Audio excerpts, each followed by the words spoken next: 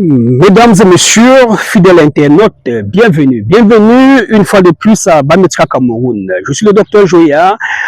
Aujourd'hui, nous parlons des trompes bouchées. Oui, je ne vais jamais arrêter de parler des trompes bouchées. Ça fait 7 ans exactement que j'ai posté la première vidéo sur YouTube. Ça fait 7 ans exactement que j'ai posté la première vidéo sur YouTube pour montrer aux femmes qu'il était possible de déboucher les trompes avec les remèdes traditionnels.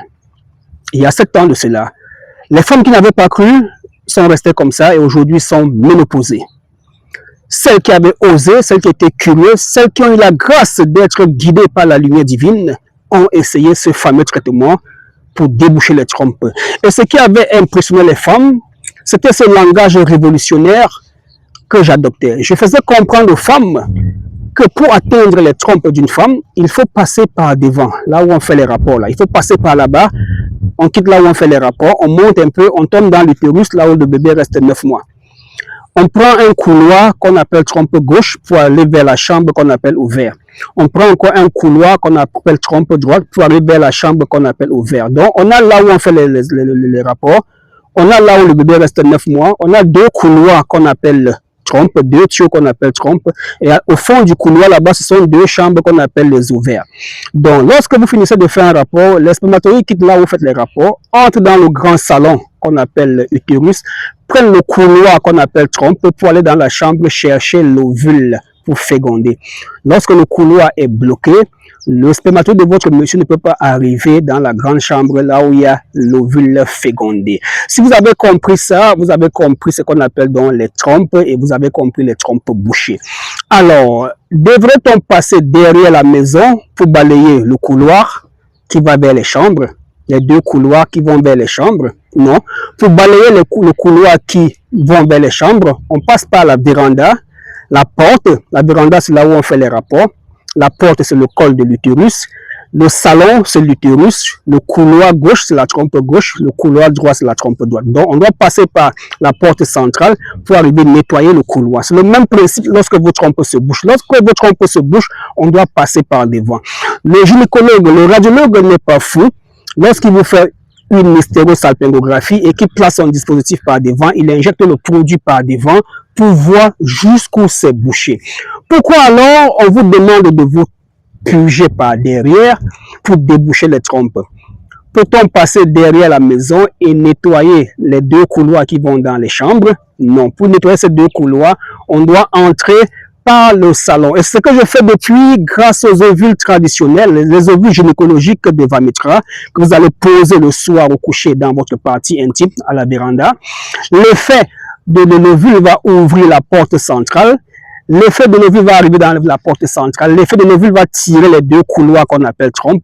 Et la saleté va revenir par la véranda, par devant. La saleté va ressortir par devant. Voilà la technique que je proposais aux femmes il y a 7 ans sur les réseaux sociaux. Beaucoup ont expérimenté. Aujourd'hui, je prends l'exemple d'une dame du Sénégal. Elle a déjà 3 bébés. La première fois, merci docteur, bébé Joya est né.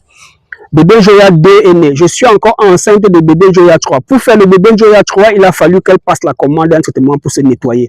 Donc, les gens qui ont cru il y a 7 ans vont bientôt arrêter de chercher à tomber enceinte. Celles qui n'ont pas cru sont parties là où elles sont parties. Et aujourd'hui, vous connaissez votre situation. Alors, soyez avec ceux qui ont un raisonnement scientifique en matière de médecine traditionnelle. La purge, oui, c'est bien de se purger.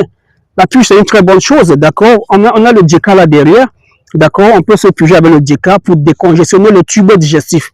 D'accord, la poubelle de notre corps, c'est le tube digestif et la sortie de la poubelle de notre corps, c'est par derrière.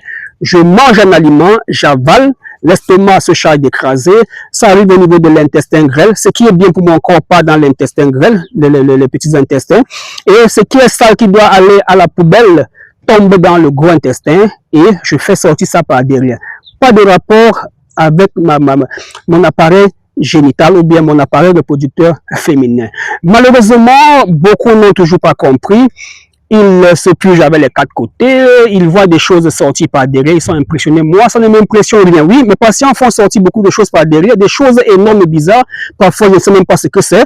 D'accord, ils m'envoient les photos. Docteur Joya, c'est quoi ça? Je dis, est-ce que c'est sorti par devant ou par derrière, il me dit par derrière, je dis bon, c'est la saleté. Parfois, ils sont impressionnés, se disent que comme c'est sorti par devant, c'est le fibrome, c'est le myome. Non, le corps humain reste et demeure un mystère. Il y a un ouvrage, Merveille et mystère du corps humain. Lorsque vous lisez cet ouvrage, vous comprenez qu'il y a une différence entre la science et la médecine.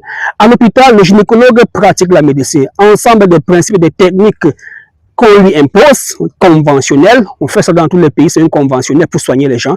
Mais les scientifiques savent au bureau, dans leur laboratoire, qu'il y a encore beaucoup de choses à faire.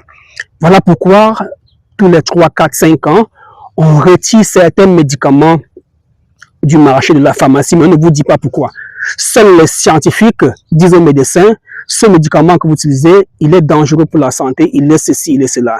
Alors que, en médecine traditionnelle, les feuilles de Djeka, de ceci, de cela, qui ont été utilisées depuis des centaines d'années, des millénaires par nos parents, depuis l'Égypte antique, continuent d'être utilisées aujourd'hui. Vous n'avez jamais vu un docteur traditionnel arrêter d'utiliser une plante parce que cette plante est ceci, cette plante est cela. Alors, ouvrez les yeux. Vous qui souffrez de trompe bouchée, prenez le numéro WhatsApp du docteur Joya. Je vais vous donner un protocole sûr et efficace qui va vous aider. J'ai souvent dit aux femmes, si tu prends ce traitement, comme je prescris, ça ne marche pas pour toi, sache que ton problème est spirituel. Si tu prends mon traitement pour les trompes bouchées, pour les kystes, les fibromes, les myomes, pour faire revenir les règles, et ça ne marche pas, pose-toi les problèmes. J'ai souvent dit aux hommes, si tu prends ce remède de la faiblesse sexuelle, ton kiki ne bouge pas, sache que on t'a marabouté, on t'a fait les choses quelque part chez les sorciers. Alors, trop parler de ces maladies, prenez le numéro WhatsApp. Le plus souvent, entrez dans ma chaîne YouTube, regardez toutes les vidéos. Prenez le temps d'écouter, de lire, alors vous n'aurez même plus de questions à me poser. Malheureusement, certaines femmes, il suffit qu'elles tombent sur une vidéo et quittent. Bonjour monsieur, je viens de voir votre vidéo sur YouTube, comment vous pouvez m'aider? Et lorsque je prends le temps de consulter cette dernière, de l'expliquer terre à terre, je prends tout mon temps, après, elle me demande s'il y a des témoignages. Non, techniquement, si vous êtes abonné à la page, vous n'allez plus demander les témoignages parce que les témoignages y figurent. Alors, si ça a marché pour X, pourquoi ça ne peut pas marcher pour Y? Shalom, à bientôt.